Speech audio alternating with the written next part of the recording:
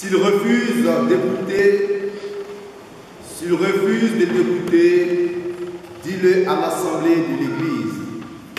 Et s'il refuse encore d'écouter l'Église, considère-le comme un païen et un publicain. Oui, frères et sœurs en Christ et en humanité, voilà une parole claire et combien forte et bouleversante que le Christ nous adresse aujourd'hui en l'église Saint-Barthélemy du Castéra-Bouzé. En effet, Jésus dans cette affirmation ne s'exprime pas en parabole.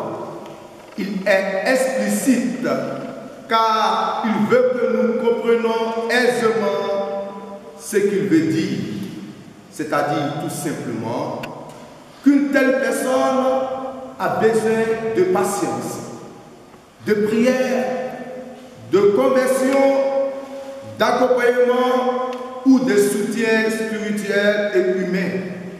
Sinon, que désirons-nous? N'est-ce pas de vivre en paix avec Dieu, avec nous-mêmes et avec les autres? N'est-ce pas d'aimer et d'être aimé? Oui, frères et sœurs en Christ et en humanité, si tel est le cas, pourquoi donc refuser cette opportunité que nous offre un frère ou une sœur pour retrouver l'amour ou préserver la paix, ou encore pour réparer, rectifier et corriger fraternellement une erreur, une offense ou un tort? Oui, frères et sœurs en Christ et en humanité, n'est-ce pas le moment favorable pour régler nos différends, nos incompréhensions et nous remettre en marche dans notre quête d'égalité, de fraternité et de liberté véritable? Oui, frères et sœurs en Christ et en humanité, nous avons de nombreux défis à relever chaque jour pour atteindre cet idéal de vie. Défis de pardon, défis de confiance, défis de fidélité, défis de vivre ensemble et défis de solidarité. Oui, croyez-moi, il n'est pas toujours facile d'écouter et d'entendre quotidiennement des reproches et des critiques de toutes sortes. Surtout pour nous qui avons déjà des blessures intérieures. Pour ne pas dire qu'aujourd'hui, certains parmi nous sont passés maîtres dans l'art de verser, de blesser et d'humilier les autres. À telle enseigne qu'aujourd'hui, bon nombre d'entre nous se méfient les uns des autres. Beaucoup se replient sur eux-mêmes et plusieurs d'entre nous vivent quotidiennement dans l'angoisse et la peur.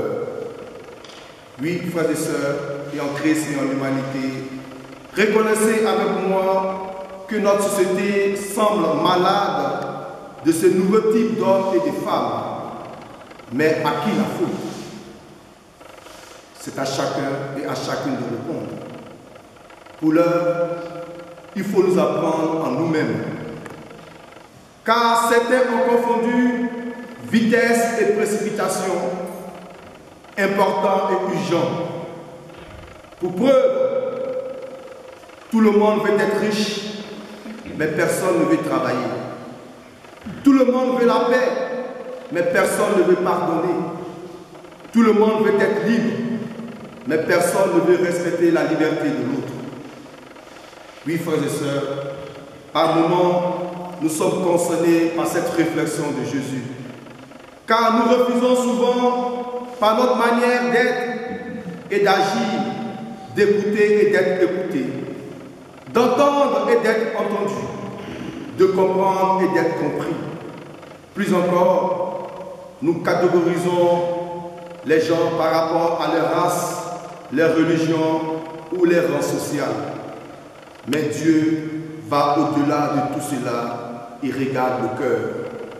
Car le cœur est le critère principal en fonction duquel l'homme est regardé par le Seigneur Dieu.